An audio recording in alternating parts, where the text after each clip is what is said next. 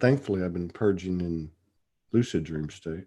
Oh, that's lucky. Yeah. Yeah, I I do it the asked old for it. fashioned way. I've tried to do that. Well, yeah, It comes sometimes I out do. as nightmares, and I don't know what's better, you know? Mine comes out in stories, and certain things happen, and I know Mm, it's happening. Okay, here we go. mm. All right, I'm gonna play this longer. Okay. Yeah, I'm gonna play this longer one. Who's this? Delia. Yeah, she purged last night in dream state too. Mm. Okay, so I'm gonna play this a little bit longer one so we can get people in here, and I'll be right back. Okay. Your mic's gonna be live, just so you know. Oh, okay.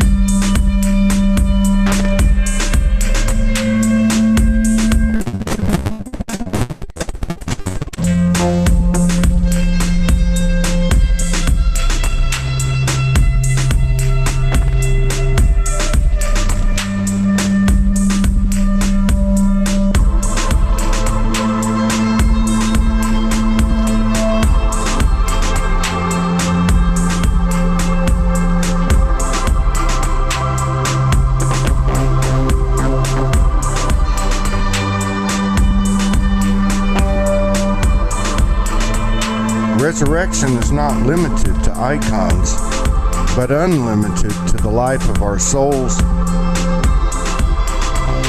We have all walked the dark nights when we thought we were in the right, and we have all walked in the light when we thought there was none. Oneness is underestimated because it covers far more than peace, love, happiness, and the trappings of dogmas. Nights hold the same face, and that everyone's pain is equivalent when weighed against their singular life experience. Oneness is releasing every possession, which really had been possessing us all along. The old family gripes so easy to blame on another, the religions and icons forced on ancestors at the price of land and freedoms forsaken. The government conspiracies and royalty belied of the dark demagoguery of foolish human pride. The chains and the stains, the shames and the blames, that even if we're true, serve no purpose but to hide us from ourselves and each other. Divinity is always on time, leading to the first and last, the end that begins. I am soul.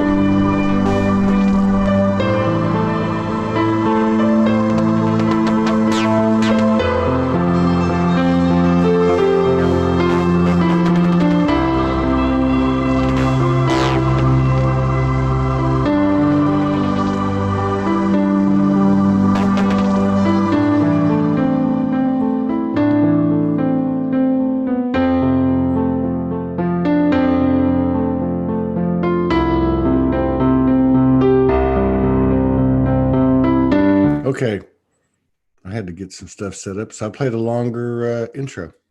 Mm. And your daughter said, "Oh, new intro now. We've got about 75 of them." Ah. I just play the other one because it was set up just for that. Are you getting hot flashes? I certainly am. I've been The getting energy is those. running Morgan through me. keeps making fun of me saying I'm going through menopause. Oh my gosh. But It feels like it's been that way for weeks, though. Just this hot, I've been streaming getting in. them. I get them, and I literally, like, from the inside out. I don't know if it's. I've never had a hot flash. I don't think, but It's from the really inside out. similar. It gets. I start boiling. Yes. It's very parallel, I think, to menopause. Is it really? I've already gone through all that, and I'm done with all that. But so this is How totally. can that be? You're only 29. What are you talking about? Yeah, it's I'm growing younger. Mm. As I grow older, it's an amazing, I don't know, I'm amazed because I feel younger. Yeah. My body feels younger. All the aches and pains are leaving me. Really? Yes. Have Yes. you had a history of, did you have any, like I had chronic back problems for 12 years. Yeah, actually, I did too. I had a lot of back problems when I was younger. Every time, something major would happen in my life, it just feels like my back would go out or I would fall down. I Yeah. would do a face plant somehow. So, but I was really sick for a while, during the dark night phase of my journey. I had gotten like chronic fatigue. I had gotten mono, and Wow. that lasted for years, where I had just almost zero energy. So I was put down, and it was quite humbling. Wow. You've got such a powerful voice, like a DJ voice. You could be a It DJ. tends to be lower. Yeah. We're recruiting for video DJs as Oh, we launch this new network. Yeah. well, that might be a lot of fun. sit in front of the camera for an hour. You play videos and have people pop in and talk to them, and just have a little 1 hour segment. That sounds fun. Yeah, I think I'm looking at you, and you've been one of these people that's always been supporting us. Like, I don't even know how far back. I know it's been a long time, because I remember. Yeah. I just remember. I remember like the energy, Yeah. and like your name's easy to remember. I don't always remember names, and then there's a lot of names. I used to know everybody. I can't even come close now, but you've been around a long time. And then, because like a lot of them, of the females that, we're finding out, everyone's starting to find out just how many of them, the vast multitude of these women that have been doing all this work for all these years, but they're quiet and they stay in the background and they support you. And I mean, I can go right down the list just in this past week, the messages I've received from these types of personalities. But then I don't know how it happened. I know Vivian came on, and something happened. I think I asked you if you wanted to come on. You're like, no. And then it was like, yeah, I need to come on. And then I saw you break out. Which was cool. Yeah. That's what it's all about, Yeah. And so that was really cool. And then I had to, and that's weird. I never cancel shows. I had 2 days or a day and a half where I had to cancel everything. And then you were one of them. And then it happened again. I forget what happened. It was that was flipping kind of. It took didn't it?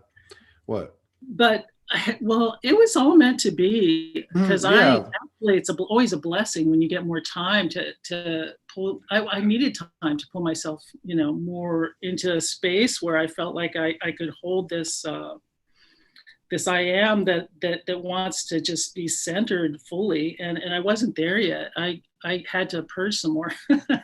I cleared out some of that bully masculine energy that I was still carrying. That wanted to control things, still. I want to talk about that.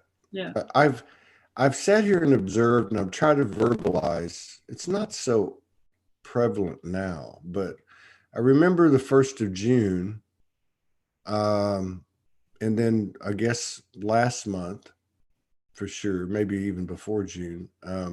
But there was you could see this big move that the feminine energy made. Mm-hmm. And I guess as a result of it, that because it made that move, the masculine kind of came up to meet her, and we're speaking energy. But what I was noticing, not in every one of them, but I was noticing quite a few women that seemed to be displaying like a distorted masculine. And I think it was kind of like going out the door, kind of like what you're talking about, how it was playing out for the last time or one of the last times. But I never have talked to anyone about it. I've spoke to Morgan about it a couple of times, and we didn't go that deep into it. But I've never talked to anyone about it. But you wrote me yesterday during the show. God, that show with what was her name? I can't remember. This is my 3D memory. So, but that wonderful lady, Sherry, Sherry, spelled Cherie. Yeah, that was a very powerful show. And I realized yesterday, 8 plus 12, August, the month of August plus the 12th day is a 20, and it was a 20. Yeah. And I didn't realize it. Now the show in the morning with Zoe was powerful. Yeah. But we didn't get into that type of subject matter. And then with Sherry, we did. And in the middle of that show, you sent me a note saying that you had your own story. And I'm like, whoa, something's going on here. Al McManus had already said, I want to come on Sunday. We're going to have a special show Sunday. I know he's on with Denise today. Yeah. He's coming out. Mm-hmm. And then, and I'm telling Morgan, she's like, oh, this is good. Like, this is good. This is a great sign. And then after that show, and after I got your message, I thought, oh, this is far out. First show in the morning, we're going to pick up right where we left off. And then the next show with Carlotta, she starts talking about it. Yeah.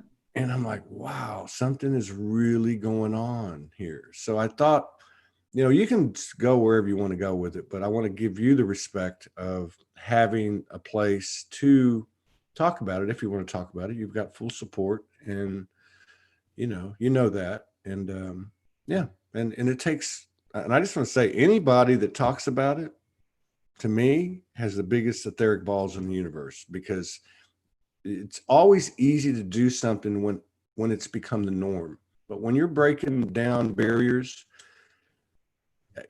from a place of pure vulnerability and compassion and service, that's not easy. So anyway, ball's in your court. Thank you, Todd. Yeah, well, that's a mouthful that you just put out there. So yeah, where do I start? I want to start by thanking you for holding this space, first of all, because I would not be here doing this if it were not for the years that I've watched you, and you've brought forth so many incredible human beings that I'm always in awe, just every single day, just these amazing people that you bring on. And it's such a gift for me, and it has helped me on my journey tremendously. So that's really first and foremost in my heart to you. Thank you. So yeah, this is a vulnerable place because, I was raised in an Army family. My dad was actually a Green Beret. Wow. And what that means is, I was raised like a little soldier, and which, I carried that really strong masculine fight energy my whole life, really. That's probably part of what brought me here too. So it's not necessarily all negative, but I didn't have a sense of identity of who I was, because I was the yes sir, yes ma'am was the most average response you got during the day, so it created, the living on an Army base creates this false sense of security, because you're surrounded by fences, and you're surrounded by people who work with your parents. So everyone knows each other. It's like a giant family. It's very different from a civilian upbringing. But when my dad retired, we were thrown back into the general population with zero, skills. Yeah, zero skills to deal with a whole different reality. Basically, it's like a paradigm shift to such a huge degree. They're being thrown literally into a foreign land with no tools. And I was like 13 years old, and so the first week I was in a public junior high school. I was invited to a party, and down by the creek, and we lied to mom we were going to go spend the night at a friend's and that sort of thing. And that was the first time I had gotten drunk. It was the first time I had smoked pot, and I was totally not unaware of the dangers of that, state of being. And I was lured into the woods, and I lost my virginity and raped during that time.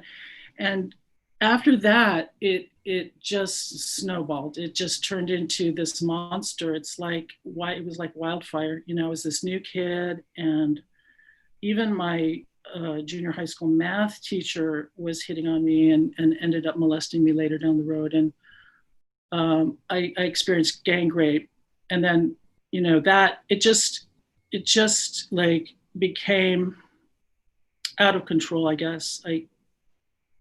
I thought of myself as some kind of a bad girl or a whore or whatever, you know, because I didn't know how to stop it. It felt really awful.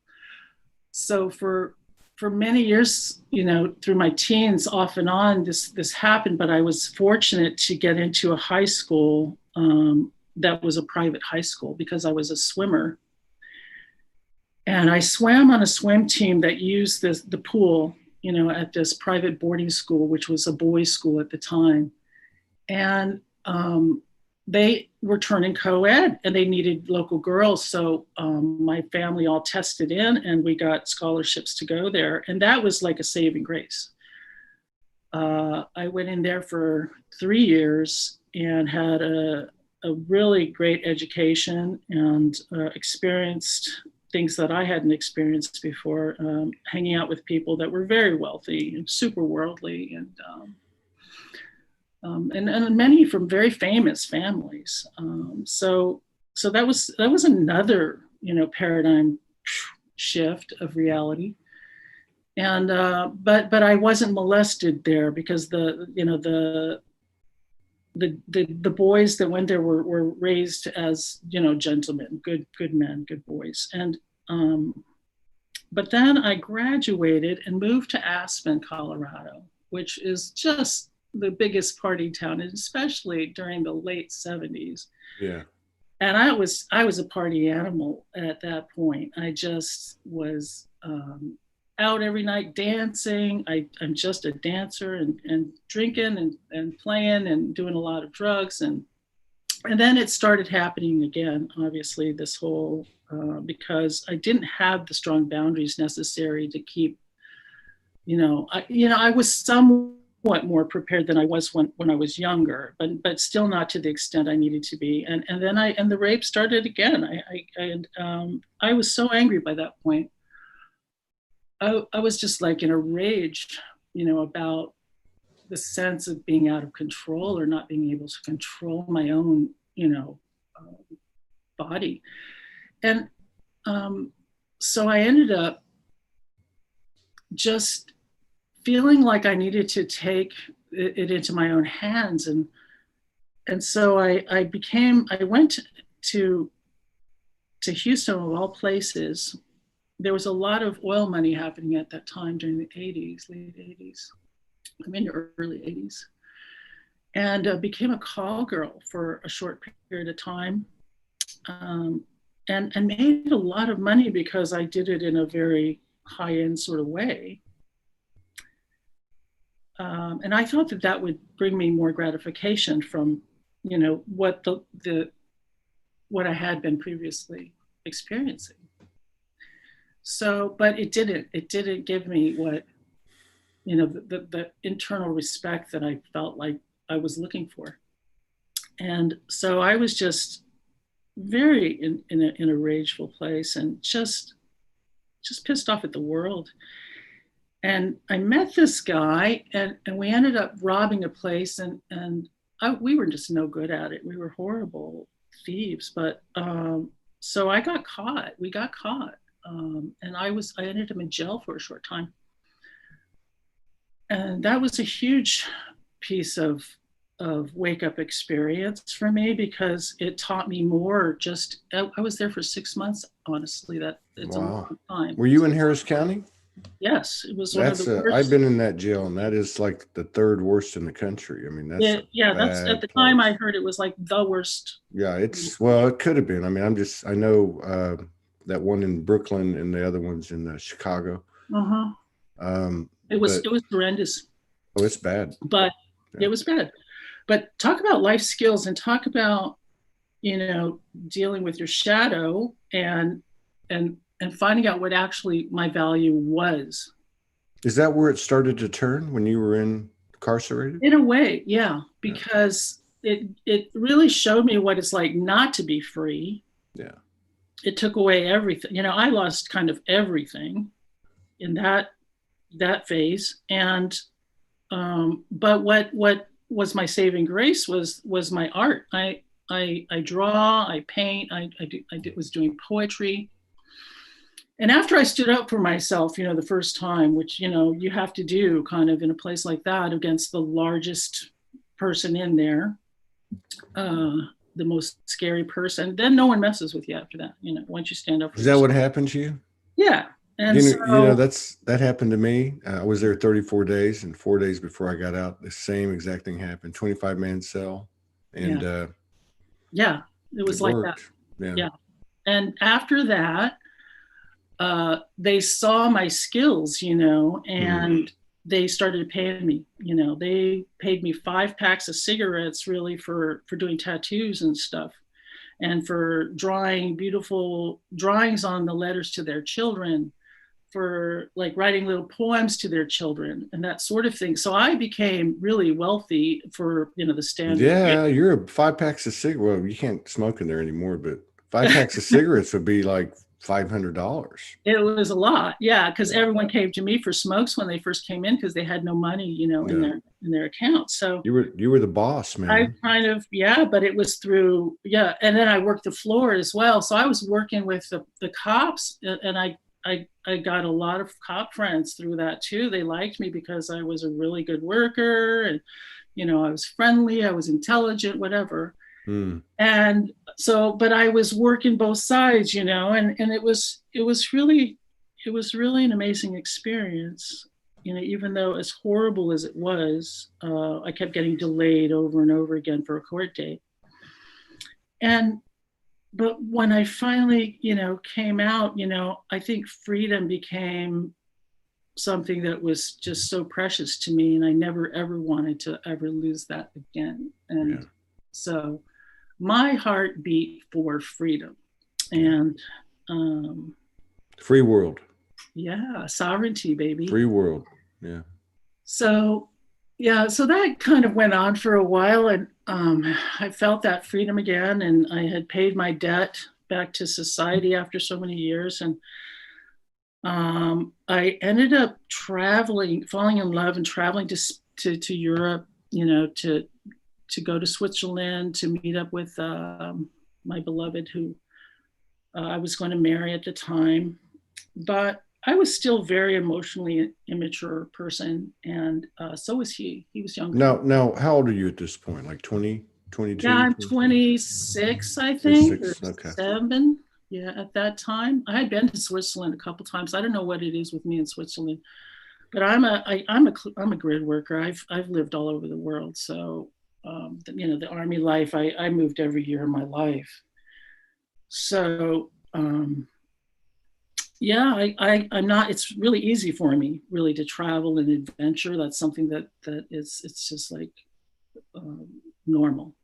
Yeah. My normal. And so I ended up though breaking up with him, and I had this ticket that was open-ended good for a year, and I'd been there like 3 months already. And I was like, I'm not going to waste this, I'm going to go somewhere. So I went to Spain, and that's when I had a huge awakening experience, was in Spain. And I was on Mallorca and Ibiza, in the islands down there. And I met this sorcerer guy, I would call him. He was French and Swiss combined. He spoke like 5 or 6 languages, and he was quite the character. And he found me basically, he said he had had a dream about me and came from Ibiza to Mallorca and tracked me down and kind of called me in. And I guess he was a dealer of ecstasy. So well, everybody was in a good mood then. That started, yeah. I walked in the door and there's this party going on at 2 a.m. And in Spain, that's not so unusual. No. And they're like, here, have some of this. And I was like, oh, okay. And yeah, that was the beginning of our trip. I spent like 5 months in Spain with traveling around with him, and he showed me a lot of, magical things, and threw me into the metaphysical pool, the deep end.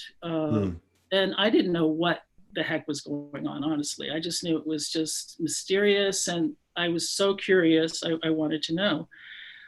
But yeah, like we would do this thing I called faces, which almost, matches a description of what you were talking about, what happens with you and Morgan, and where your faces morph. Yeah. And then you just see everything, all these faces. I call it faces because you just see every kind of spirit, human, beautiful, elegant to grotesque to demons. I mean, it's breathtaking when you see it. You just go, it's like, oh, and so that was sort of something that he showed me how to do. And so it's almost like after, I don't know, it's like it became scary to me actually at a point, because I didn't understand it enough, and I felt like he was somewhat using it for a manipulative goal, an agenda, because he saw something in me that he needed. Yeah. That he didn't possess that I had. But I did have this huge initiation, one night at the lighthouse, the biggest lighthouse in the Mediterranean. There were lots of people there. I guess it's the full moon and everyone goes there and parties and hangs out by the lighthouse. It was incredible. But I had this trip where he took me into the stars and we flew over the mountains and we flew through this gate eventually. And he left me there and I was to go on. He wasn't allowed to go further. And I went in and all these people were gathering, all these other souls. And it was like this white place, clouds, I don't know, and pure white. And they go, oh, it's the American girl. and it was all in good heart, though. It was nothing malicious. It was beautiful. And I just remember there was this giant figure, and it was like almost like a Jesus-like figure, but the face was really very shrouded. And he puts his hands out, and I rise up and spin, and I spin like two snakes, like a rope. Like I spun into myself, And that was like my metaphysical awakening, at that point. After that, but I just missed being home. I got homesick, and I missed the wide open spaces of America. And after being in Europe for 8 months, and so I went back home with all these things under my belt, and tried to share my experiences with people. And of course, oh my God, you're the crazy one. This is in the 80s, right? This is the late 80s. Yeah. So I wasn't finding any information anywhere. There was no internet, I looked for books, and I found Celestine Prophecy, which kind of helped, a little. It made me feel like I wasn't wholly crazy, but I was finding very little to explain what happened to me. And so I decided that I would just shut it down, and try to live a normal life, And so I did. I just decided no more of this. Everyone thinks I'm crazy. I have no friends.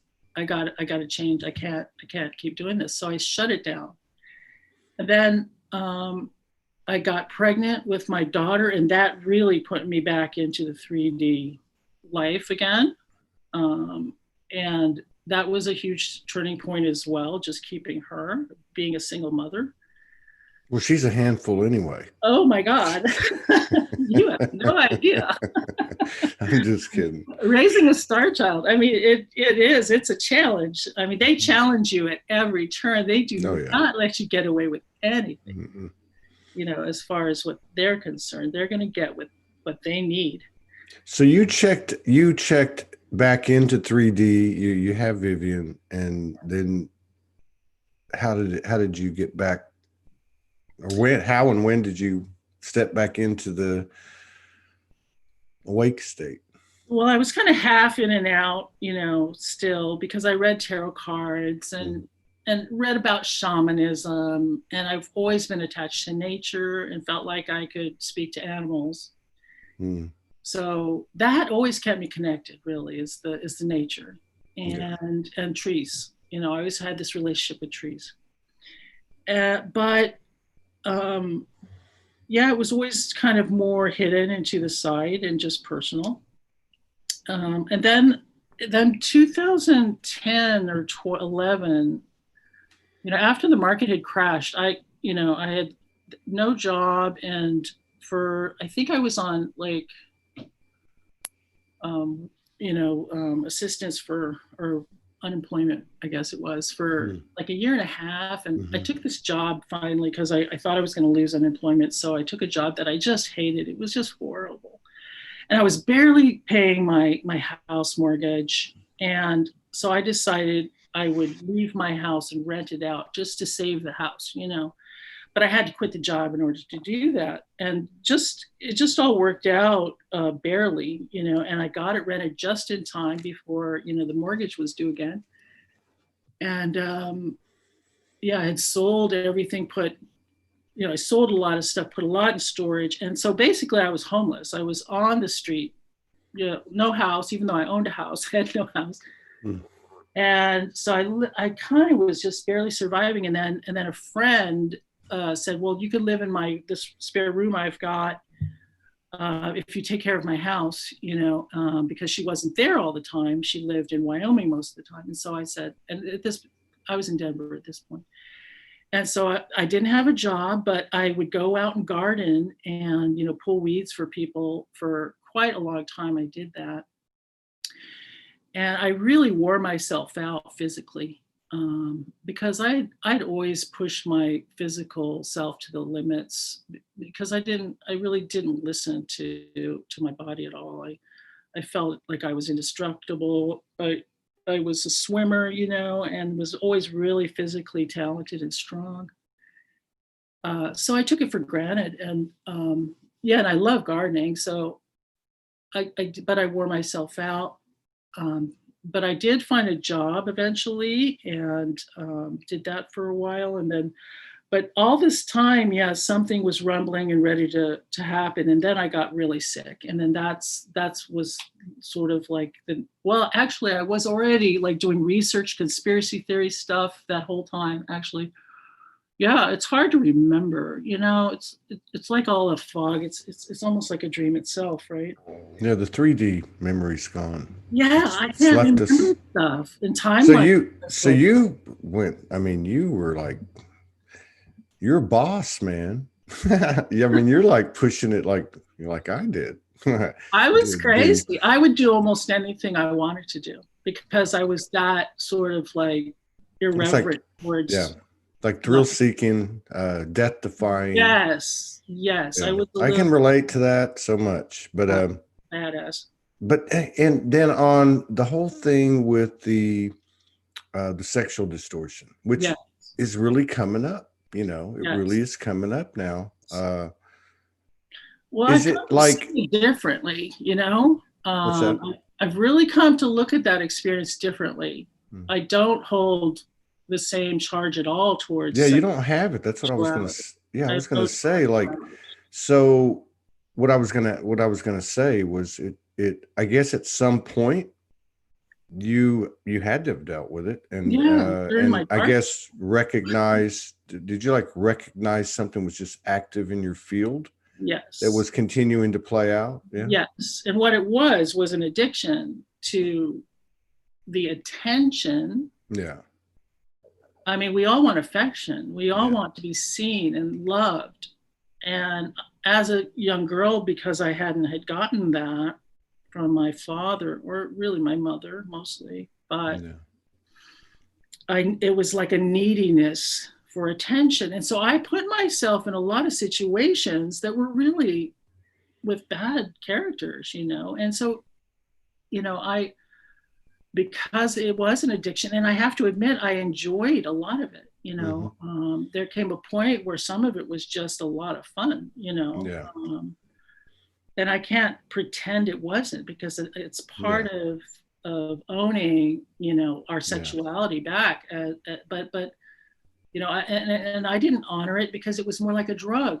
You know, I used sex like a form of manipulation as well as a form of a drug. So it's like and I can relate to what you're talking about totally. The parts that you liked, the parts the I don't know what you want to call it. I want to say bad company, but dangerous situations. But you know, it's like, I don't know. It is like it was.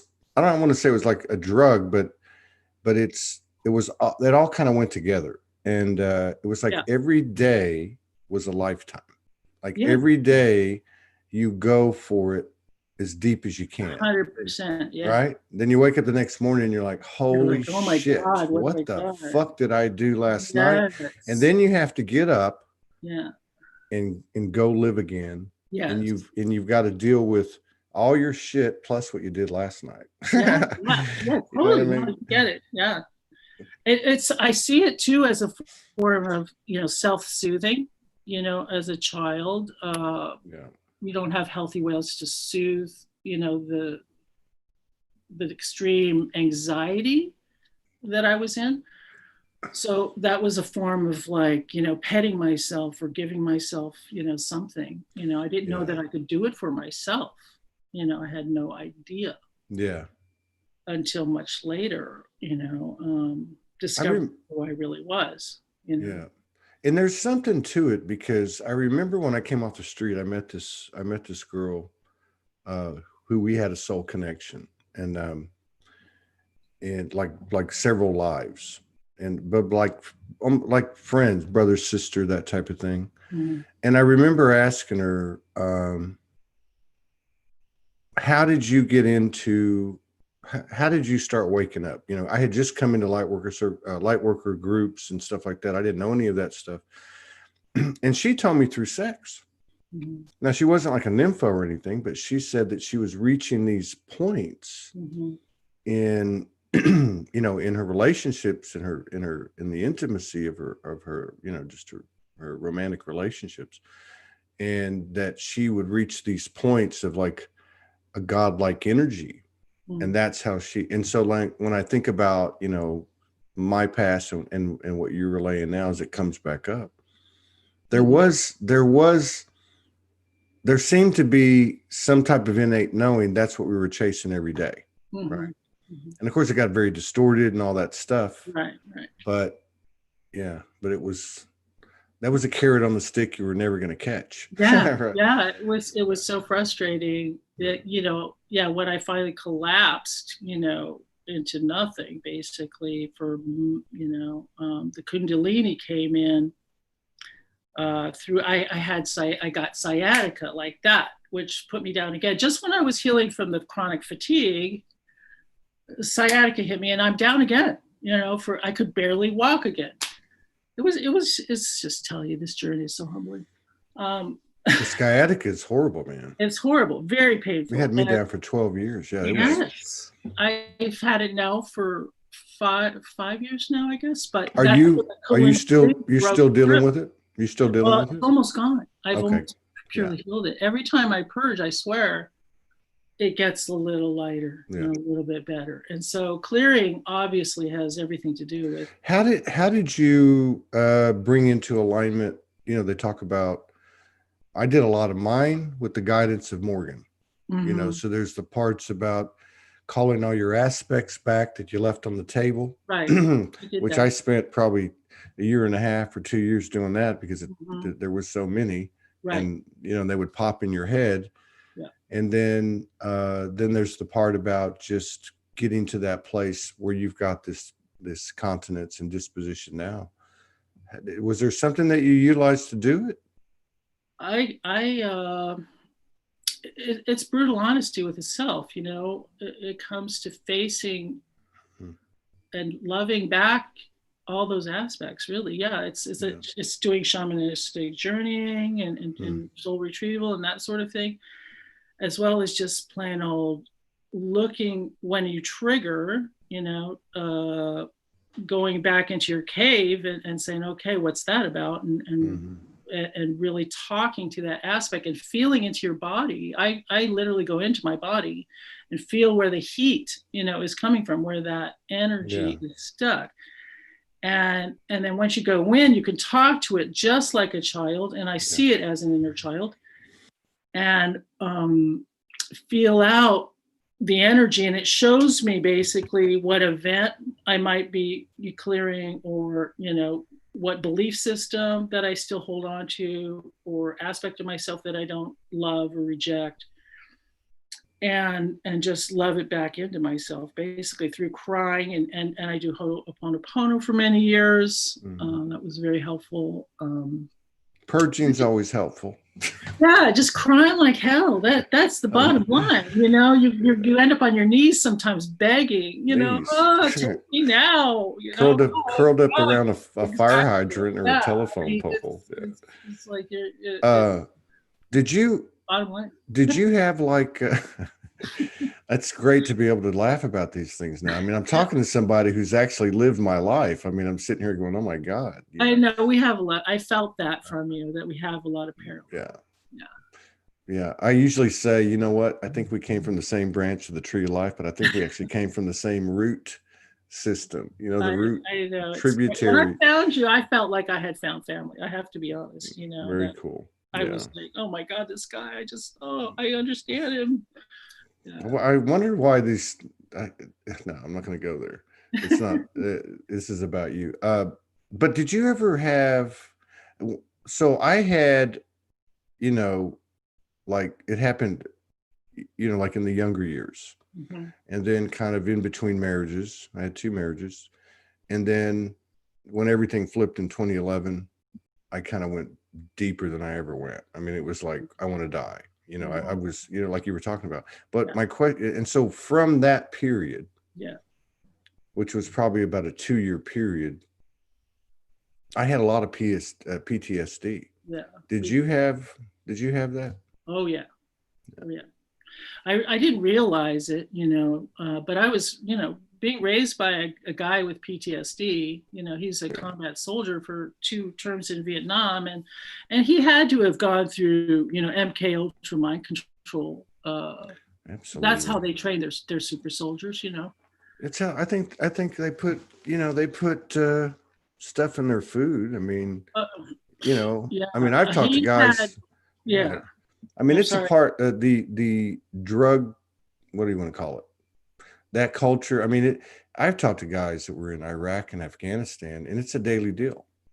I mean, it's acid, it's pot. I mean, pot's, I don't hate to put even like the same, but there's amphetamines, meth, coke, probably less.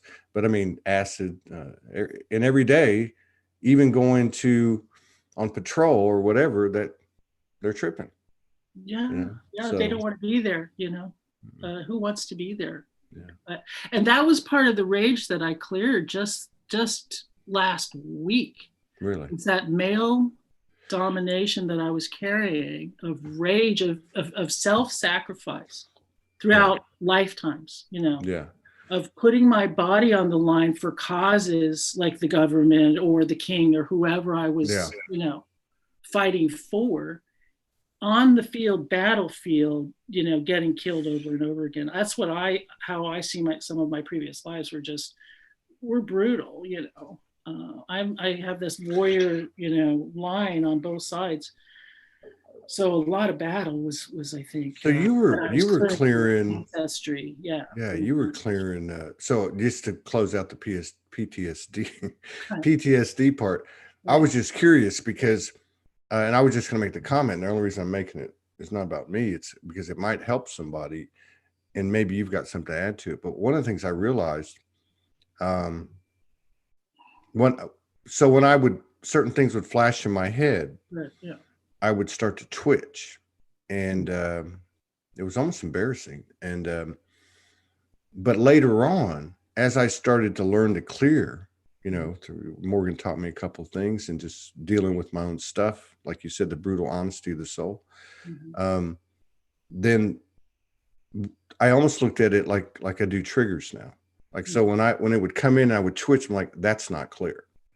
That particular instance isn't cleared. Yeah.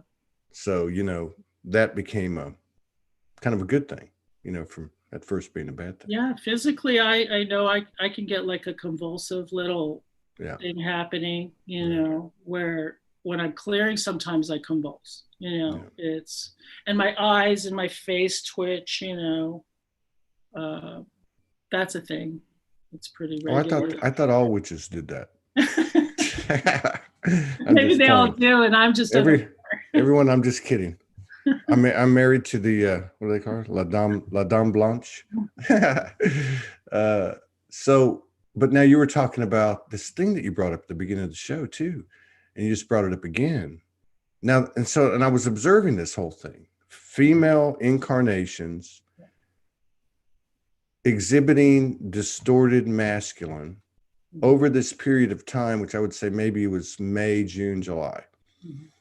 And there's still remnants of it. And I'm not saying you didn't see it before, but, and I'm not picking on one gender or the other. I'm watching it going, wow, this is interesting. But coming from somebody who, is openly making the admission, hey, I just went through this. I come from 2 lineages of warriors. You know, the first thing I can see is you're obviously like most of everyone listening, if not everybody, you call them star seeds, call them whatever you want to call them, went into these families to take on a huge amount of the ancestral trauma and to transform it. And then we all seem to be moving on now. But as a woman, because you're very much a woman, okay. As a woman, and I know you had like the strong, really patriarchal imprinted father, you know, I mean, you couldn't get any more extreme than that.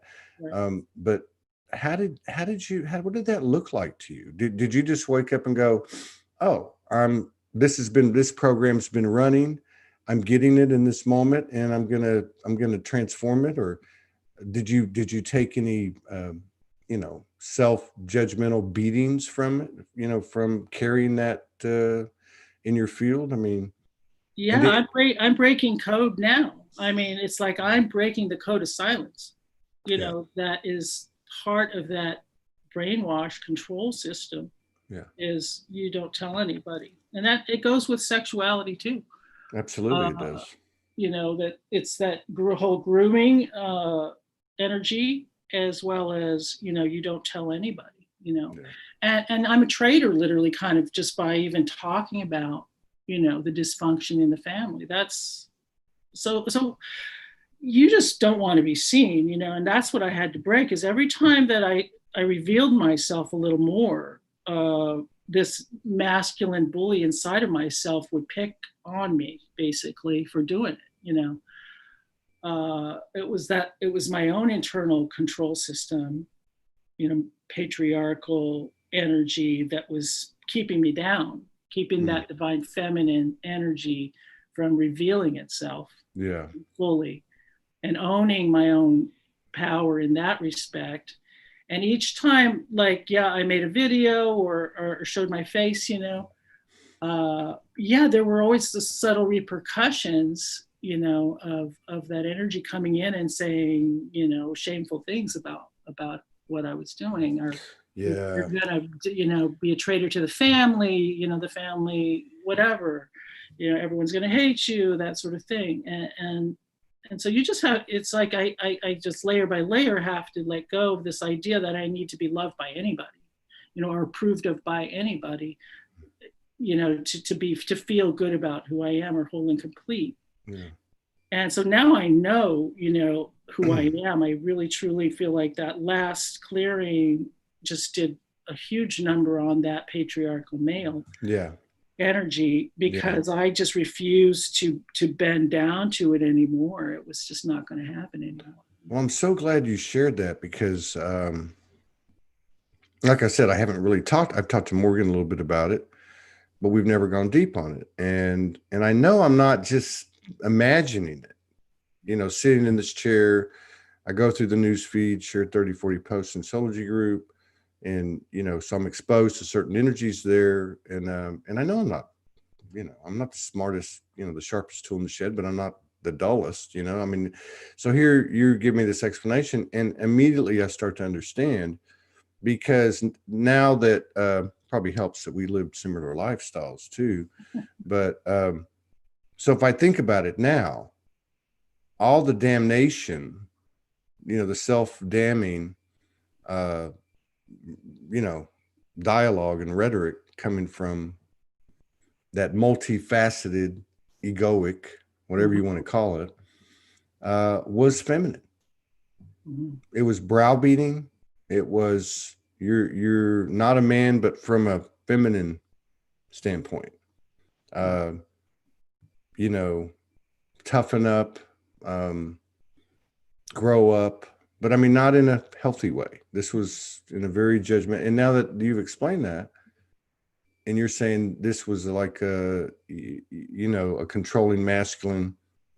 It felt masculine. That's part of you. Yeah. Obviously in a woman's body. So it doesn't, it's not masculine, you know, it's like, it starts to all blur into just being what I imagine the energy to look like, you know. Yeah. My father or the voice of my mother, it was browbeating, and my mother did just as much browbeating as my father did, you know. So so there's no good or bad guys. No. I just meant like, because I mean, if that feminine that I'm referring to, and I figured the masculine that you were referring to was us. Yeah. It's just one of the many voices. Right. But anyway, what I was going to say, but back to what, and just tie it up to what you said earlier, that it's all tied to the sexual. Yeah. So if you were hearing one of your masculine voices and I was hearing one of my feminine voices, and we were on the ass end of it, then think about how that would have affected the person's inhibitions, doubts, whatever, in terms of their sexuality, which is really how we thought, or what we looked at it as, when in truth it was actually our sacred sexuality that was being, you know. Well, it's the most powerful thing, isn't it? It's our creative life force, you know, that has been controlled, you know, through this system of control for I don't know how long. And that's why the distortion has got to such a place now. It's absurd and ridiculous, the pain and suffering that is happening on this planet right now through these acts. But, you know, it's still a projection. You know, I have to always remember it's me, you know. Yeah, exactly. And I keep coming back to that and going, no, you can't feed into that story, because it's you that did the suffering. You felt it, you went through it, you know it, you are it. And it's just like finally reflecting back to me, because there's enough people, you know, in the collective that have purged it and looked at it to where it's showing up in the collective now. We can see what we've done or what we've cleared now, you know, together. And this is what we're here. We're here to hold hands and do this together, because we've all taken the same journey.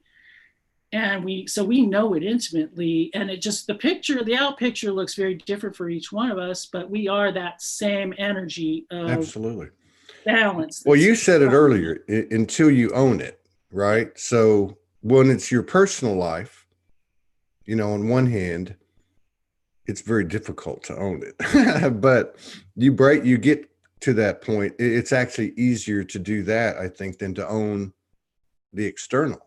Yeah. Now, last night, now Morgan's been talking about this, and of course, this is a big part of her missions within the mission, you know, is the healing of the distorted sexual, you know, or the alignment of the sacred sexuality. And so last night was kind of interesting, because now, so this has been an ongoing conversation, and that's why, you know, what happened yesterday with the other two shows. And so last night I told her I had to do some work.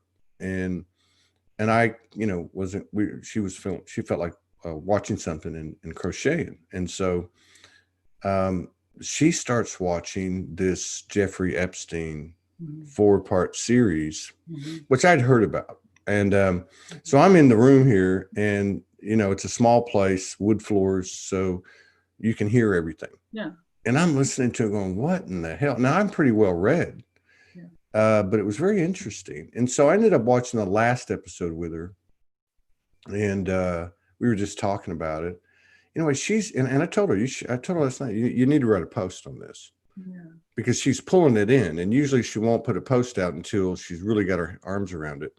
But she spit it out last night. I said, man, that's like, you need to go wrap that out. Mhm. And what it was, and I'm only going to be able to get part of it because I she'll do whenever she posts it. But so she was shown, in the last, I'd say a week ago, and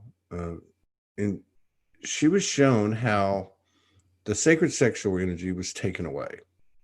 Like it was removed. Like it just wasn't here. It was lost. It was gone, whatever. And that, so for all of the souls that were here, there was no place. It wasn't there. So there was like, where do we put it? And so this is where all that energy is gone. And so just to maybe conclude it, and I'm leaving a bunch of stuff out, but at the end of the day, owning it, what happens if an individual, as she explained it, owns it and it's cleared in their field, no different than what happened with me, what happened with you, because those loops stop playing because you cleared it, which means that the residue of that energy, like begets like. Mm-hmm. So whoever hasn't owned it, be they a victimizer or a victim, right.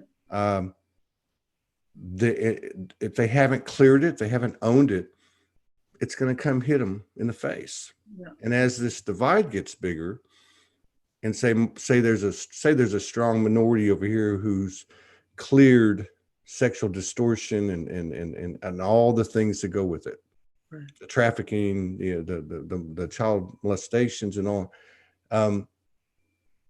As there's a small minority over here that's cleared it and without judgment and has, say, sustained and expanded the higher perspective, then all that excess is going on the other side. And eventually the pressure will be so big that everyone will clear it. But it seems to be front and center. And I can't remember which one of those two ladies yesterday was talking about it.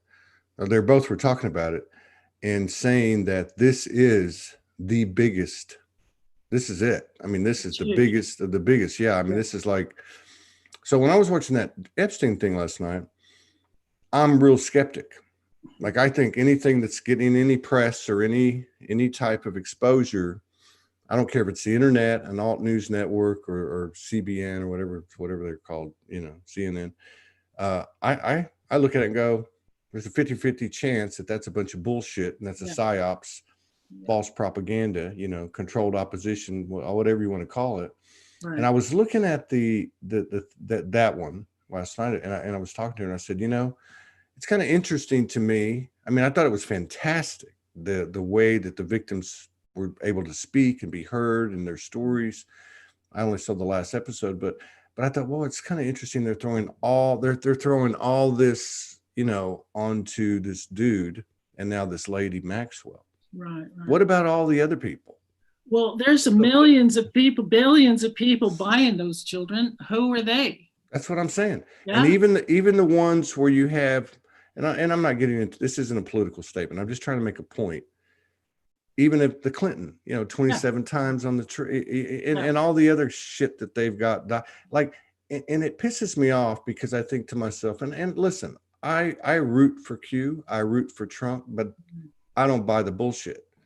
I'm not going to give my power away. But I would love for this all to come true. And I'd love for this to be part of our fairy tale. I don't know how this shit works. But why isn't somebody stepping forward and saying, hey, enough of this crap? Yeah. I mean, what are they, the lawyer for General, the guy that they try to convict, the general, came right out and said, we found a tape of Huma what's her face, and Hillary Clinton with a young girl cutting her face open and so on and so on. And 11 NYPD officers saw it. 8 of them committed suicide. Like, what the hell? Yeah. Like, I mean, what kind of game is this? Yeah. But I guess where I was going with it is that, to me, it's getting so absurd. Yeah. And just like you said, where you don't talk about it. If you do talk about it, you become, estranged and pushed away and made an outcast.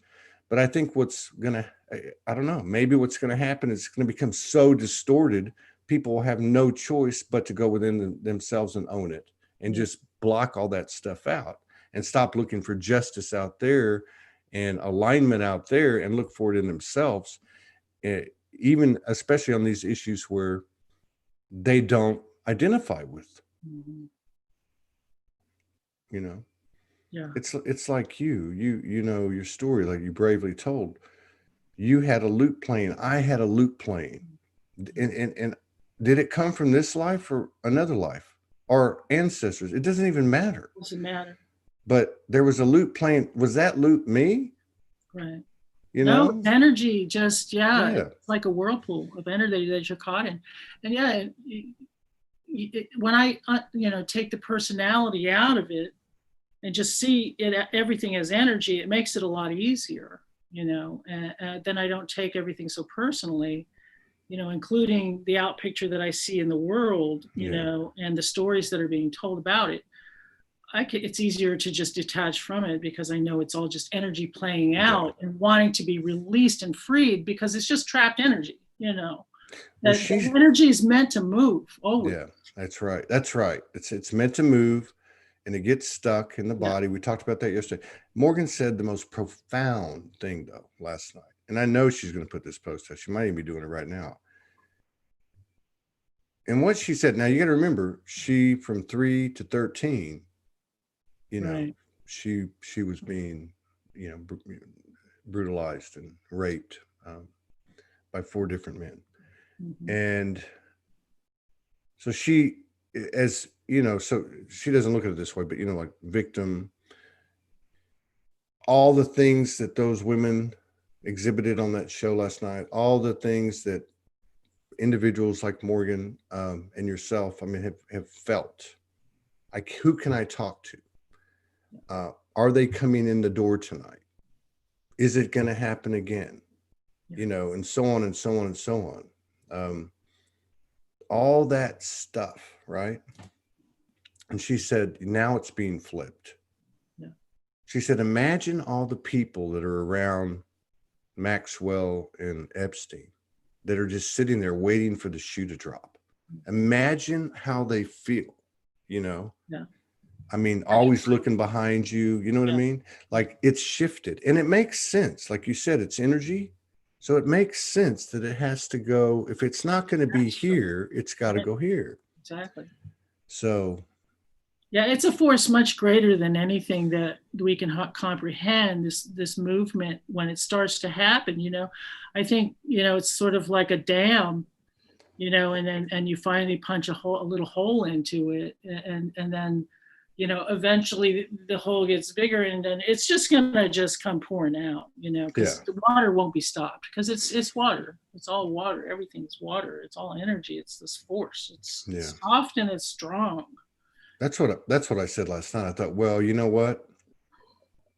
Because I was like going, man, why doesn't somebody stand up and say, this is what I know, or let's just cut the BS or whatever. And then I thought to myself, you know what? Shut up, because this is the unveiling, and nobody's getting out. That's right. Alive. I'm telling you, and I've said this before, one of the greatest things that ever happened to me was when I was on the street. Yeah. I had woken up, I was homeless by my choice and partying, fighting and all that stuff at, every day, every night running with the devil, and every day realigning with the angels, Yeah. And I remember one night I was sitting there in a park, and it was like, the crying and like, well, why is this happening to me? I can take it, but can't we do something about this? And oh my God, the shit that I'm doing, like what? It's not even me. Yeah. You know, I don't. You probably feel that way. Like you're not even in your body, right? Yeah. And I remember hearing, "Hey Todd, just understand this, that there's going to come a point in time where every single person knows every single thing you've ever done." Yeah. And I went into shock, and I was like, "Oh my God, what are my kids going to think? What, you know what I mean?" Yeah. And then I went, "Oh, wait a minute. Well, that means that it's true for everybody." Yes. So how else can you know what I mean? Like everyone's going to show their ass. Everyone's going to be buck naked, and there's going to be no BS. And to me, that's like a embodied telepathy, you know, where everything's known. I don't know. I call it the great equalizer. You know, this sort of truth, you know, it's the great equalizer, because no one will be spared from the truth, you know. And who would want to be? Yeah, we don't want to be. I don't want to be. No, I'm just saying, who would want? Everybody is on the same trip. Yeah. I used to say, you know, what do we have in common? I am soul. Yeah. But what do we have in common? I am human. Yeah. Like, you know, proportionate to, and I'm talking on a superficial level, like above the energetic, like on the story, on the script, in proportion to the spectrum of someone's life, everybody does everything. Yeah. Everybody's been a victim. Everybody's been a victimizer. Yes. And if you don't think you have, you're full of shit. Okay. Yeah, because you can do it in exchange with a convenience store clerk, or a taxi driver, or someone that cuts in line in front of you, or you know, these patterns and behaviors are very, very subtle. And it doesn't matter if it's a 5-second exchange or a 5-day exchange. Yeah. It carries the same weight with the universe. Yeah. Well, it's just like, you know, stealing something and thinking no one will notice kind of thing, you know, or it's just, it could be so small and minor, but it's about integrity, you know, so you know you did it. Yeah. You know, when you're out of alignment with yourself, you're going to punish yourself, you know, and so that karma comes right back to you no matter what. Yeah, especially now. Yeah, because you see what you've done. I mean, we all know, you know, that moral line where it is. We all know. Well, the integrity thing, we were talking about that last night, too. The integrity thing is huge. Mm-hmm. I mean, it's like, it's not even integrity, like so many of the words that we use in these conversations have a totally different meaning than they have in the 3D or whatever you want to call that, right? But integrity is like it's like your beacon, you know, it's like your rudder. Yeah. And so we had a couple of things happen over here, you know, just in daily life, others involved and so on. And they were just kind of minor, but the integrity issue came to the forefront on just little things like, should I say this? Should I do that? Mm-hmm. And it's almost like we're being brought to a point where, and I believe we're creating the template, you know, or the new blueprint, where there's this whole new thing about choosing myself, not in a selfish way, but actually when I choose myself in alignment, that's the best thing I could do for the collective. It's a simultaneous thing. But there's also these old patterns of love and duty and integrity and, you know, and so I don't know, we're being pushed like to the finer and finer and finer points of choosing ourselves, I guess, with integrity and still being in a parallel, you know, a mirrored way, integrity with, you know, everything external, anything external. But we're getting the gifts of that integrity right away, which is just so beautiful. Yeah, true. It's like innocent. It's like pure. It's so like astonishing in a way. It's magical. You know, like with nature, it's right away for me. I go outside and there's something there, you know, for me. And this damsel, you know, came around, this damselfly one day, just the other day, and it was swirling around me like it just was so intent, you know, on being with me. Yeah. you know, and it got tighter and tighter, the curls around me, to where it like buzzed past my ear. And I was just like, whoa. And I was like, and then it came around real sharp and it landed right on my face, you know, and then it was gone just like that. It landed on your face. Yeah, this damselfly landed directly here, like it was a kiss, like it wanted to just kiss me.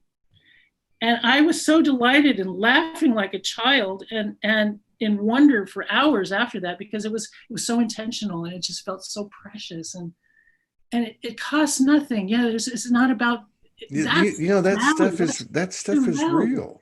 That stuff is it's real. That's the real energy we're walking into. It's real. It's very real. It's that innocent, beautiful, just pure love energy, you know, because it didn't want anything in return, you know. No. There were no agenda. It was a kiss. It's so subtle. It's almost undetectable. Exactly. But you're right. I mean, it's like the reciprocation is immediate. It's also immediate if you fall out of line. Yeah. And it's actually getting more severe. Yes. But the what do I want to say? The signposts, the omens, the synchronicities. Like, so I worked till about 11 o'clock last night. Then I ran up to the store, and I'm coming back, and I'm coming up the mountain basically. Mm-hmm. And right as I come over the hill, and you know, I'm having thought, and I like to take the drive at night because I have, you know, you kind of, you know, just get your thoughts together and let everything fall in place. And I'm coming over the hill, and I see 1111. Mm-hmm. Now, I see it all the time, but at that moment, I went, geez, how much more do you need to know? Yeah. Like it's actually working. Yeah. It's working. Mm-hmm. And it's working in a big way. And because the growth of this, what's working for all of us, when we engage it, that's how it works. That's how it grows, and it grows exponentially. It doesn't grow like the old karma loop. It like 1 + 1 = 2. No, this is like 1 + 1 = 111. And now it's really starting to accelerate. But I think what's happening is I believe that, you know this, that I think the best stuff comes from these conversations, the best activations, downloads, channelings, transmissions. But now, as you and the two ladies yesterday, and even the stuff that's coming to the surface with this Epstein and Maxwell, not the people, right? The energy, the physical representation of the energy that's been distorted. To me, like, what happens when we clear this? What the hell is left? Yeah. And even if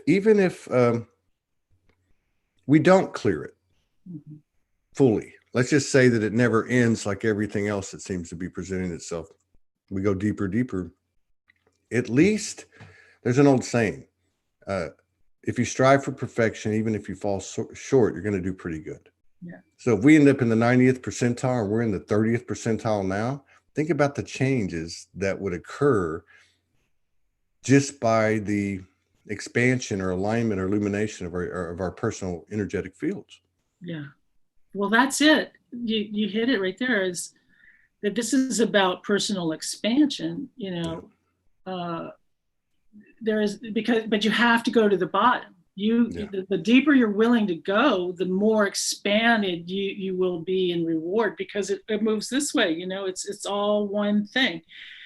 It's relative to itself, you know, to yourself.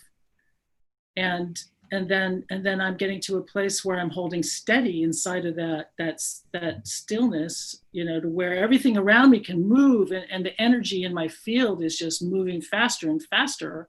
And I guess that's the light body, or the Merkaba, or whatever you want to call it. You know, I don't have fancy terms for stuff. I just know what's happening is this energy is getting faster.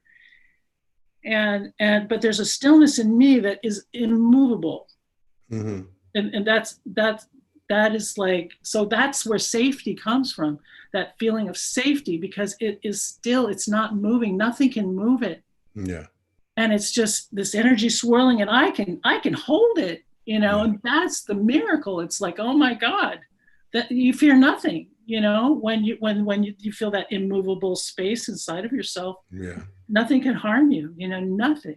And even if my body dies, you know, I'm totally unafraid of any of that anymore. You know, Yeah. I've gone through death so many times now in this lifetime. Yeah. Over and Tell over. me about it.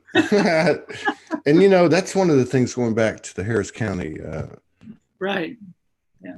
jail system that we both got Experience. indoctrinated. But I remember going in there, and it was about 7, 8, 9 months into the spirit walk, what I call the spirit walk, when I decided I'm leaving my home and that's it, I'm done. Yeah. You know, and I started the walk, and but I remember, because I was lit. I mean, I was lit, no doubt. As a human, I was certifiably insane, but as Right. you know, Right.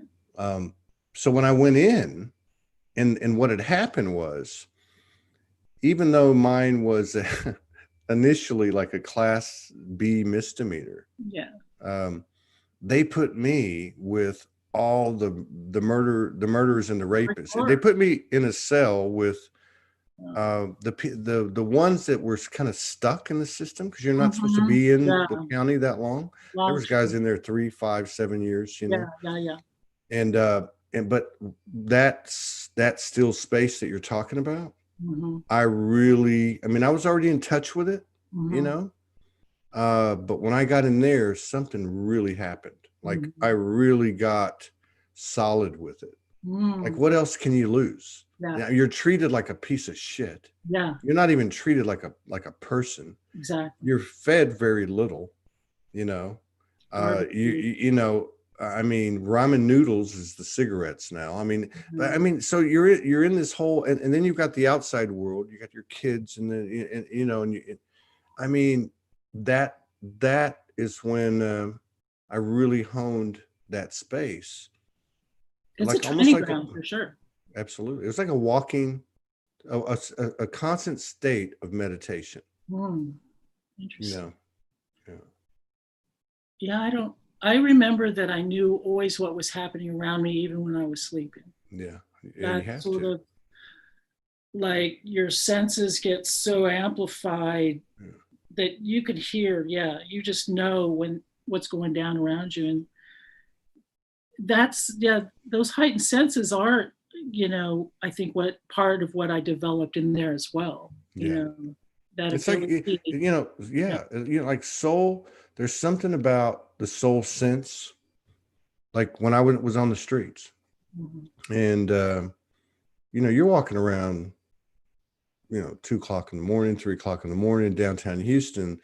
You run in all kinds of stuff, and you have to be on your toes. There's like this street smart thing you've got to snap to. Yeah. And I think the soul works that way. Like the soul gives you that little nudge, and if you don't listen to it, you can get in trouble real quick, real fast. Yeah. But I'll tell you something. In those 34 days in Harris County, I saw a lot of light. I saw a lot of demons. I mean, I saw stuff appearing on the walls. I had visitations, but I saw a tremendous amount of light, which I think was, I didn't know the terminology at the time, but I think what I was seeing was definitely auras and higher self, almost like guardian angel type of energy in many of the men that were in there. Wow. Yeah. Blessings are burdens, right? It is. Burdens are blessings. I'm becoming more and more, thankful of all those experiences that I've been through because of the perspective that it's given me and the grace, you know, Amazing Grace. I heard that song for the first time when I was in jail. Wow. And Amanda, you know, played it a couple weeks back on her tour meditation. And it hit me so hard. It just, like, my heart exploded, you know, because that song just. Yeah. Wow. I'm just so grateful. Yeah. I'm grateful for her too. She's so amazing. Yeah, so many amazing people that I've gotten to know through you. I'm so grateful. but it's funny. I have these parallels with almost every one of these people that I'm gathering with these days. It's like the souls are gathering, and even Amanda Lawrence, I have something in common with her. She was in Spain on Menorca the same time I was on Ibiza, and Formentera, which is right next to each other, during that harmonic convergence thing. You were in Houston when I was in Houston. And I was in Houston, same jail. There are these weird, different time in the jail, but yeah, I'm sure it was.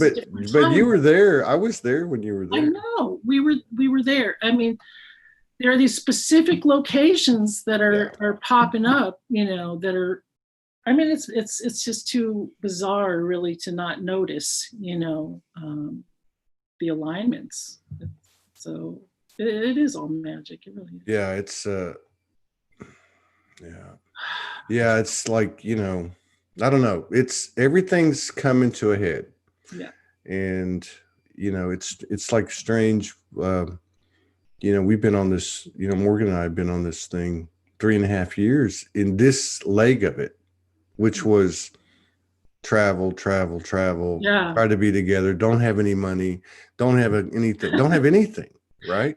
Yeah, that's my last 5 years too, Todd. Right? Exactly. I've never been on a bus. Yeah. In a van, Yeah. Travel. So we end up coming to Arkansas, and it just happened. Yeah. But now we get into this, and it's like, how do I say this? There's no, like, next month, what is it, 17, 18 days, I'll go to myself. I used to, how are we going to pay a rent? How are we going to pay rent? And then yesterday, they hit me for the third time. We put up a comment after every show. We never really talk about it. If this show resonates with you, please consider supporting us. They tagged me. They hit me with abusive language, or I don't know what the hell they're talking. Yeah, they removed it because I violated community standards. Wow. It's happening to YouTube, and I'm going, but I've been through enough of it, like you. Yeah. And I'm going, you know what? The landscape's changing because the energy's changing. Yeah. And if that stuff starts pushing, it's like a seesaw. Yeah. If that starts pushing on the infinity seesaw, then guess what's going to rise? Yeah. That's right. So I'm just like, be cool. Yeah. Be cool, and hurry up and get the network out before they throw you off of YouTube and Facebook. But you know what I mean? But and I'm not trying to talk about Soul Gear myself. I'm just saying. No, I do, please, because it's such a worthy, space that you're building. It's going to be magnificent. I just know it. Yeah. My whole heart is behind you, and soul, and I want to do more, and I really actually feel like I can do more for you, and want to volunteer on that level at some point. I don't know, where I fit in, but I just know that it's important. It's so important what you're doing, and everyone out there should. We got to get behind this, because you really are the fulcrum of something that's going to help everyone. And we're in this together. We really are. Yeah. Well, it's been I know, like when they first showed it to me 9 years ago, they said this is going to be huge. It's going to be like bigger than Elvis, bigger than the Beatles. I'm like, I don't care, man. I'm on the streets. I appreciate the visits from the Ascended Masters and the Archangels, but dude, I'm just trying to like survive. And really, what this is like. You're in that mode of, do you even want to live? So you're like, hey, you want to fight? I'm 50 years old, getting 8 fights in 7 months, Yeah. It's like, what the hell are you doing, Yeah. But I'm making a joke now, but the thing that, like, you try, whether it's Soul Gear or whatever, we have this thing where we try to measure our success or lack thereof in our mind based on these old metrics. And there's a lot of different, how many people like me, or, how many likes I get, or how many views you get. And I've really let go of all that at the guidance of the team. But the one thing, I'm finally getting to a point where I can say, you know what? I'm good with it. And the reason for that is because of the people that have met each other, like you said. That's the one thing. And I go, you know what? The universe sees that shit. Yeah. Like, I remember Morgan telling me like 4 years ago, I watched in the field, I watched these people connecting and these cells developing from the Sology. And this is way back, like when there's like 8,000 people. And so that to me, it kind of exemplifies where we're all at. Like, because it can be, because we all influence the grid equally, from what seems to be the smallest act to the biggest, or the biggest stage to private in your room, you know? Yeah, if it comes from pureness and intention, it's powerful. Yeah, no matter how small, you know, just like that damsel, you know, it was a small thing, but it was huge, you know, and so, the language is changing. I know that I'm having a hard time even describing some of the stuff that I'm feeling. Yeah. I'm learning that the old stuff that I knew is antiquated. It doesn't matter anymore. Yeah, even from like yesterday. Yeah, I'm serious. It feels antiquated. It does. Information that's starting to come in, I can't even put words to it. You know, it's like so far light years beyond what I thought I knew. You know, that I realize how little I don't know shit. Yeah. That's to me a sign of the sign of wisdom. Like, you can, you know, people can say, "Oh, I don't know nothing." I don't see many people, you know, only saying that if they don't really believe it. I honestly tell you, I don't know anything. Yeah. You know, I mean, I'm like, if I start to think I know something, then you get a big kick in the ass and you get a big piece of humble pie. And I'm happy to do that, but I don't have to do that anymore, you know? But we're just, I think we're kicking ass, and you're a badass. Yeah. And tell me about the motorcycle. Oh, you, Todd. You're just such a badass. I just love you. What about the motorcycle thing? What's that? Tell me about the motorcycle thing. Oh, wow. Which motorcycle thing? Okay. I don't know. Oh, at the top of the show, Vivian said, tell her to tell you about the motorcycle. Yes. Okay. When I was in Spain, and I got introduced to this character that the spirit, I don't know what it was, that Jean-Pierre, that was his name, of this sorcerer guy. He walked away from me at the beach and he goes, "I'm going to go to the bathroom." And then a minute later, I felt this presence, and I heard this deep sound. And before I knew it, something had entered me, and I was like convulsing on the beach on this little chair.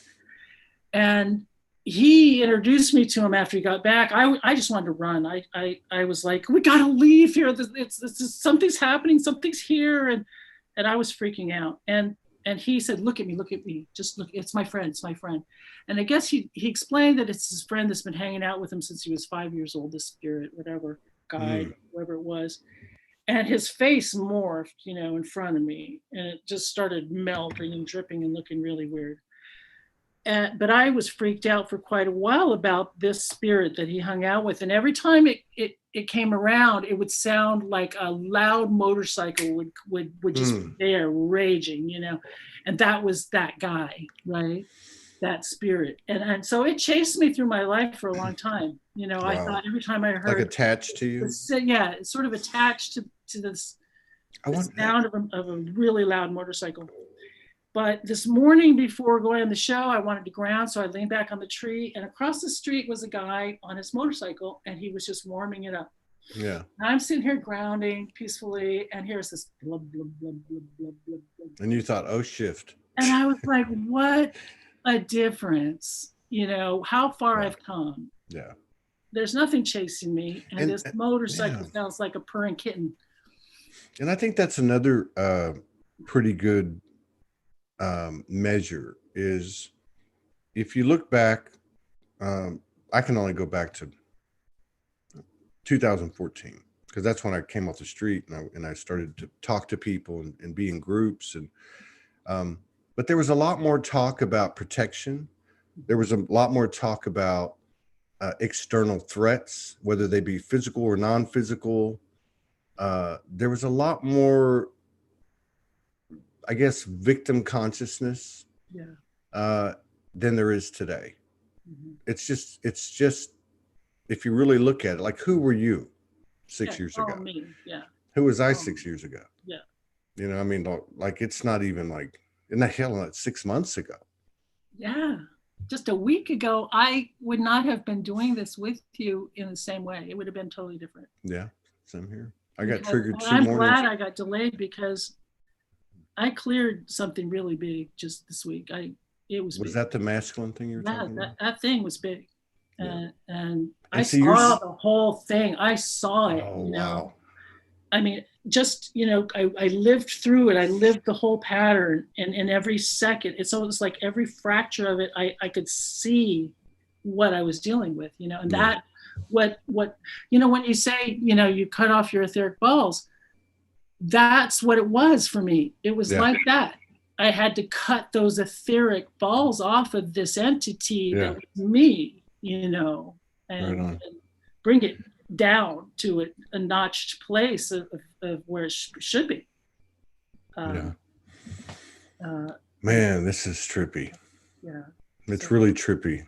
I kept you way over. It's an hour and 35 minutes. Oh wow. Yeah. Well, We should do. You're natural. I mean, this is the energy that's starting to come out. Is the feminine that's been back in the background. Well, And I made a decision, I guess, and that somehow I would not let this fear stop me anymore. I'm just done with that shit. you're natural. You're absolute natural. Yeah. You should have come on in your robe, I'm though. enjoying it. Yeah. I love those robe videos. Those are cool. Well, those were to just get me out of my fear of. It was a very good idea. That's what I did. Yeah. I did four of them with my phone. Yeah. This would have been like 2014, and they were probably like 2 months within a 2-month period. So I did 4. Yeah. In what, 8 weeks or 10 weeks? Yeah. Trying to get over the fear. Brave enough. Yeah. Yeah. That's sort of what I did. And your encouragement, you were like laying down the hammer, you know, and every single time you laid down the hammer, I was like, he's right. You know, I really should just get over myself, you know, and just freaking do it. I mean, and now today, I don't feel any of that, you know, after talking with you, I have nothing to hide anymore. It's like, I have nothing to lose. I have nothing to hide, everything to gain. I'm here. And I'm just gonna put myself out there, and whatever happens, happens. And I'm just in this. It's so much peace and bliss, really, to arrive at a place where you're not running from anything. You know, even especially, I mean, yourself. I was just running from myself. Yeah, that's all we've done. Yeah. That's all we've done. Yeah. Yeah, that's good. Yeah, that's good. I had somebody I went to college with from my hometown, and he was like, me and so-and-so think you have a cult going. Now they're traditional, fearful Bible thumpers, nothing against the Bible, because I think it's a great book, but and I said, what the hell are you talking about? There's no dogma, there's no doctrine. I don't even answer these things, but they're old friends. And I thought, wow, this is a polarizing kind of you know, there's a potential here for some elevation or expansion, whatever. So I engaged it momentarily, and I said, there's no dogma, there's no doctrine. What the hell are you talking about? And which they didn't know. And I said, yeah, there is a cult. It's called helping people find their voice. Go find yours. And I'm not talking about that mask you have on right now. I said something like that, and stick it up your ass or something like that. So I'm still a little rough around the edges. Excuse my French. But you know, sometimes you got to take the gloves off. So yeah, we should do this again. I would love to. If you're open to it. Absolutely. Yeah, I'll talk to Leilani, and and anytime you want to, if you feel, you know, I mean, I just have to say that because it's it's just like, but yeah, later in the year, let's get back together. Okay. You know, and if anything comes up, we'll see what happens. Yeah, I see big changes coming. I really do. So it'll be exciting to see what comes out of all this. We didn't even scratch the surface. I know we haven't. There's so much. I mean, I know there is. We could talk about, what's it like to raise the walk-ins. I'm a walk-in. You have a walk-in aspect. I have a walk-in aspect through my near-death experience. And you have an elemental living with you. Yes, I do. Vivian. And the dragons Yeah. and Merlin came last month for me. Did he really? Yeah. Yes, he did. I got to spray my Merlin spray. Yay. Melina Ferguson sent it to me. I don't advocate anything, but I got to tell you, those essences that Melina Ferguson does, I don't even know what they cost or anything. I'm sure they're very reasonable, but man, I'm not into the whole, somebody does something for you. I mean, I appreciate it and all that, like heals you, it's, I know it's a personal trip, but some people got the juju, man, at least certain specificities, yeah. So I know you do. Spirit's guiding me to use my energy more in my heart, and hold people in that space, because I know it works, because my mom does work. She had a stroke, and I've been doing some energy work with her, and she looks different when her shoulders change, and yeah, she's got more energy, and I could just see that it helped her. So I'm going to do that more. Sure it does. And yeah, the energies are really precious. They're very powerful, and my voice has changed even more. I've gotten deeper and deeper, and I'm bringing in these resonances that I don't have to even do anything really, and I know I feel it coming through me. There's that vibration of resonance or harmony or whatever you want to call it. And yeah, I think I had to get over too, being a girl, having bringing in the lower tones and all that. It's still just identity. Do you do tones and that stuff? Yeah. I'm starting to do the light language with, the deep toning and very deep. Maybe next time you can do that. Maybe I'll do it with you. Okay, that would be fun. I would love that. A spontaneous toning session. Wouldn't that be fun? I've never done toning. I've done a lot of stuff by myself. I've done a little bit with Morgan, Present, and a couple other people. I've done a couple things, I can't remember, but a couple times on the air I've done it. But I feel like that, that's something that it's been going on in my head. Yeah. Well, you put together those wonderful spontaneous gatherings, of people sharing their magic, music and all that. And I dreamt that I was dancing and I was doing these moves, and go ahead. My daughter does it already. Go ahead. We'll go ahead. We'll close the show out that way. Well, it was more just this sort of like flowing, and these codes that are coming in through this expression, and I feel like I've been a dancer my whole life. That's something, it'll be fun. It'll just. I love dancing. Dancing saved my ass. That's what saved me. Yeah, that saved me. I learned to dance at 49, and it saved me. There's something about it for sure. Dancing. Well, it's my light language, and that's what I was doing. I mean, I was doing that and. Yeah, I've always done it. Then, because I don't dance like anybody else. I didn't care if I was alone. I didn't. That's me. It's like you're in a bubble. Yeah. It's like you're in a bubble, Yeah. I wouldn't even dance with women or nothing. They'd come up, oh, you want to dance? You're a good dancer. I'm like, no. Yeah. Leave me alone. That was me. I was out there. I was just on the floor, just for hours sometimes, just dancing. So. Right on. Yeah. So, okay, we'll get together again. We are going to be putting an open mic together. We are going to have a special show tomorrow too, with Martin McNichol and Michael Mejia. I love Martin, what he's putting out. Oh my God. You saw that post he put up last Friday. So he put the post up. Now, if you haven't seen it, go to Martin McNichol's page. There's 3 pictures, and the main picture is a picture of Trump with a bunch of gold around him. Yeah. It's a little long, but it's very well done. It's very thought-provoking, very balanced. So anyway, after I shared it, Michael Mejia contacted me because we were trying to put together a consistent open mic like twice a month. And so he's like, oh, can we talk to Martin? And I'm like, dude, why don't we just do a show?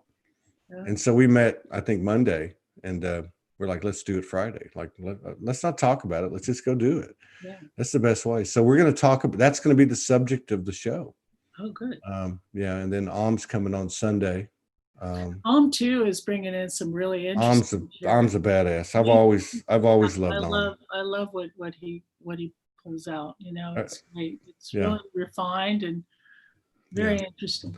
I remember the first one of the first times I had him on the show, and I was like, "Dude, do you ever like connect to the elementals?" And he's like, "Dude, what do you think you're looking at?" Oh And I felt so stupid. I was like, "Oh my God, he's a fucking elf, man." Yeah, totally. Yeah, magical elf at that. And just Denise too, and I have to mention Denise and Zahara and Oh yeah. I mean, I've just gotten, you know, and Vera and Agosti, what they've been doing with the Freedom. I mean, Camp Freedom. I mean, That's ballsy. I mean, my God, all these beautiful humans doing these amazing, you know, I just honor each one of them, and I can't list them all. I mean, there's just too many.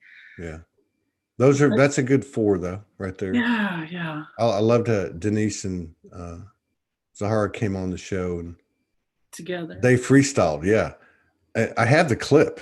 So I remember that when I get the chance, yeah, you know, I played it before when I was doing radio shows. I'm just now equipped to do them again, but so I have this clip of them doing their rap battle, light language rap battle, and man, it's powerful. And I've got that for the feed on the network. That'll be one of the little clips. Yeah. So yeah, this is great. I appreciate it. I love you. We could go on for days, I'm sure. You're a bomb. You are a boss, man. And yeah, we'll get together again later in the year. And all right. Yeah, it was really cool. Like I said, we just scratched the surface, but yeah, I don't know what else to say, but you know. Well, I love you. You too. And Morgan too. I mean, don't forget Morgan. I mean, she's the bomb. She's the freaking bomb. She is the freaking bomb. Can't not mention my heart, you know. She is absolutely. She's the bomb. The bomb. She's the bomb and the boss. As it should be. That's right. That's right. Yes.